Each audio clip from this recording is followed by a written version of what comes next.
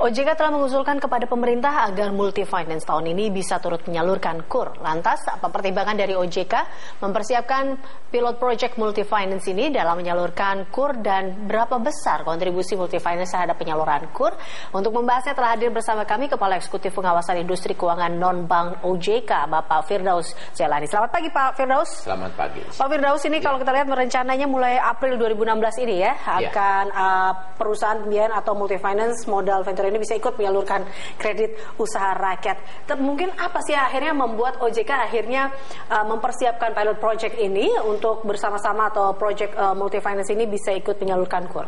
Iya kan, selama ini kan KUR itu kan yang berpartisipasi adalah bank saja, perbankan.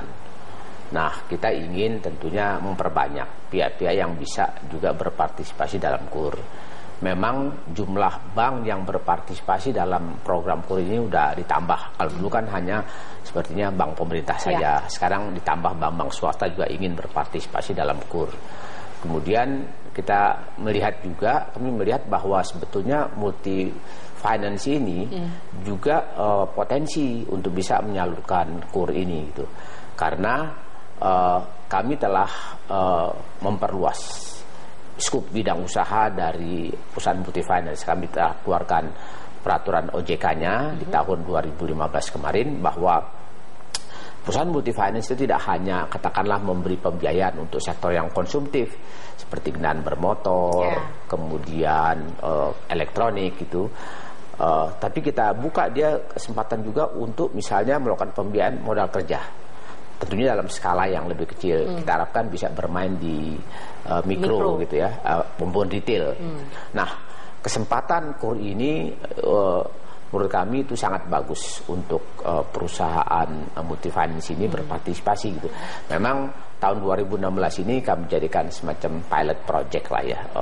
Kami telah tetapkan dulu misalnya 5 perusahaan berpartisipasi. Jadi kami tidak muluk-muluk dulu.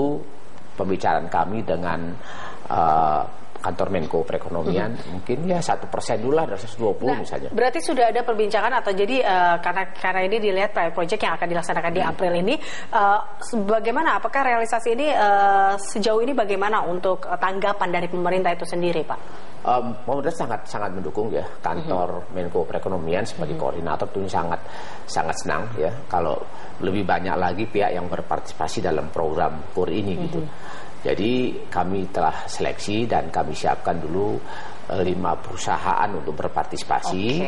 Tapi tentunya masih banyak ini perusahaan yang sebetulnya ingin menyatakan pada kami ingin berpartisipasi dalam program KUR ini. Kalau Anda bilang sudah ada proses seleksi, berarti ada persyaratannya juga di sini. Nah, syaratnya itu apa aja sih, Pak? Ya tentunya mereka kita minta katakanlah juga selain memiliki modal atau aset yang cukup ya untuk melakukan penyaluran ini, kemudian juga punya kantor cukup banyak gitu, kantor cabang, karena kan mikro itu kan banyak di daerah-daerah ya, sehingga barangkali mikro UKM di daerah inilah yang lebih banyak membutuhkan. Kemudian juga kami lihat track record mereka misalnya di dalam memiliki non-performing financing NPL. Kalau di bank kan NPL istilahnya, itu yang ya rendah lah misalnya ya, sekitar mungkin di bawah 2%. Nah, ini selama ini mereka memang mampu memanage risiko secara baik gitu. Oke, baik. Berarti kalau dilihat memang ada persyaratan-persyaratannya hingga 5 perusahaan dari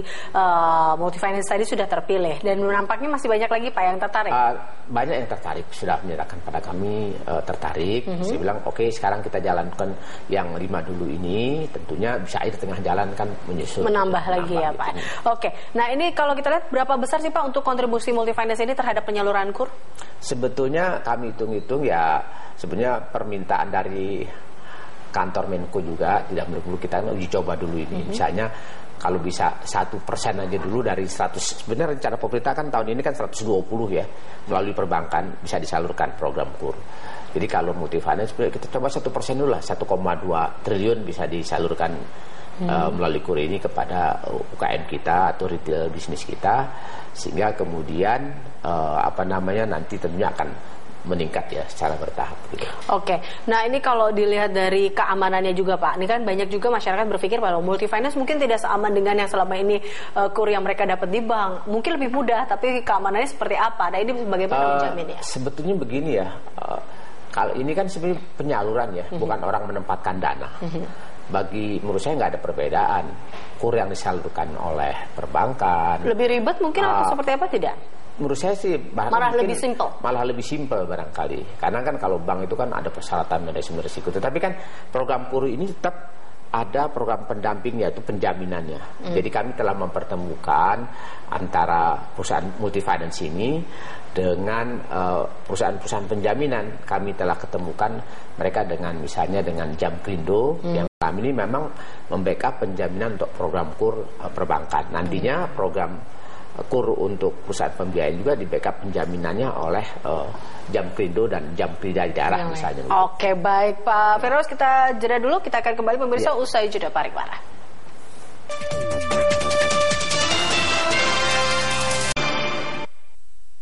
Ya, Anda kembali bersama kami, masih bersama dengan Bapak Firdaus Jalani. Kita masih membahas mengenai rencana KUR ini ya Pak ya, oleh multi-finance. Nah, ini kalau dari multi-finance sendiri, ini terkait dengan, ya bisa dikatakan jatahnya nih Pak. Ini MF atau multi-finance ini mendapatkan jatah sendiri dari pemerintah, atau ini hanya sebagai perpanjangan tangan saja yang didapat kepada multi-finance? Ya, sebenarnya kan program KUR ini kan uangnya adalah uang yang bersumber dari si lembaga itu sendiri. Misalnya kalau perbankan berarti uang bank, jadi bukan uangnya pemerintah. Di program KUR untuk multifinance begitu, uang yang tersedia di perusahaan multifinance sebetulnya.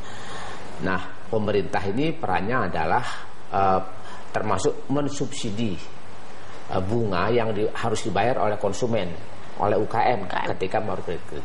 Tahun ini rencanakan 10%, sehingga kalau itu KUR tadinya 19% bunganya, maka disubsidi 10% oleh pemerintah, maka nasabah dalam bentuk UKM yang mendapat pembiayaan atau kredit dari program KUR ini hanya akan membayar 9%. 9% itu berarti bisa multifinance penyalur KUR ini bisa dikatakan juga mendapatkan suku bunga dari subsidi suku bunga itu? Nasabahnya sebetulnya yang dapat suku bunga sekitar 10%. Oke, baik. Nah, kalau kita berbicara sektor-sektor apa saja sih Pak sebenarnya yang diincar dari KUR kali ini Pak?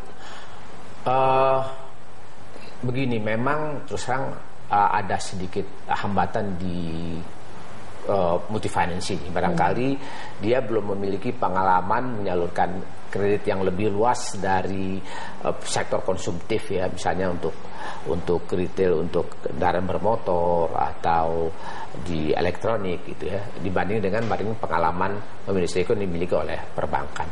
Jadi saya cenderung mendorong mereka bermain dulu misalnya di modal kerja, misalnya yang kecil saja lah, misalnya dengan 25 jutaan ke bawah, misalnya untuk orang-orang usaha yang ingin membuka warung, mungkin sudah punya toko di pasar gitu, pasar tradisional maupun pasar apa, sehingga barangkali bisa mampu menambah daya saing dari UKM ini yang barangkali juga selama ini agak kesulitan misalnya untuk masuk ke sektor perbankan. Oke, baik. Nah, berarti kalau kita lihat kalau tadi Pak Firdaus sudah mengatakan bahwa adanya syarat-syarat terkait dengan siapa saja sih multifinance yang bisa bergabung untuk KUR kali ini. Adakah mungkin syarat yang berubah jika mungkin siapa saja yang bisa mendapatkannya juga kali ini atau tetap sama? Sebetulnya syarat yang kami berikan itu relatif ringan saja. Kami kan mengundang lah melalui asosiasi, undang beberapa multifinance yang ya barangkali yang kami katakan mempunyai aset yang cukup besar. Ini ada program pemerintah seperti gini, kita diminta untuk berpartisipasi dalam program ini. Jadi tahap awal ini memang sudah ada 5 perusahaan menyatakan bersedia Pak, mulai tahun ini gitu. Memang ada beberapa lagi yang menyatakan kesediaannya. Program ini seperti ini, sama dengan di perbankan, nanti pemerintah akan memberikan subsidi bunga 10% kepada nasabah yang memperoleh pembiayaan ini. Kemudian juga nanti ada penjaminannya dari perusahaan penjaminan dari Jamkrindo, dari Jamkrida dan lain-lain. Jadi kami undang. Jadi setelah kami menyatakan 5, kita start 5 berapa, target pemerintah 1,2, enggak masalah. Nah kemudian saya rasa mungkin bisa saja nanti di pertengahan 2006 ini kita tambah multifinance yang memang bersedia untuk itu. Tapi kan mereka juga harus menyiapkan dirinya dulu ya. Ya bagaimanapun begini. KUR itu risikonya adalah begini, memang ketika nanti dijamin oleh perusahaan penjaminan, 70% risiko itu dijamin oleh perusahaan penjaminan, 30% oleh si pemberi KUR, misalnya bank atau multi finance. Nah tentunya dengan punya tetap risiko sebesar 30%, dia juga tetap harus hati-hati dong kira-kira. Artinya juga ikut mengawasi, ikut membina UKM, ya katakanlah yang akan mendapat pembiayaan. Berarti ada batasan-batasannya juga terkait dengan ini, pemilihan dari multi finance itu sendiri kepada UKM ya? Ya, ketika mereka menyatakan kesediaannya, saya berasumsi mereka telah menyiapkan segala sesuatunya, termasuk SDM-nya begitu ya. Tentunya kami akan lihat ke depan ketika nanti ada yang menyatakan lagi kesediaan. Ya kami akan lihat juga gitu kesiapan manajemen risiko di dia bagaimana. Kalau dari OJK sendiri untuk melihat pembatasan seperti apakah multi finance atau multi finance-nya seperti apa, atau mungkin sektor-sektor tertentu yang memang jadi paling diutamakan untuk menjadi KUR ini atau target KUR ini, ada nggak sih Pak dari OJK? Ya seperti yang dicanangkan sebenarnya target-target untuk pengembangan KUR, wilayah mana masuk itu kan memang itu pemerintah yang mengatur ya.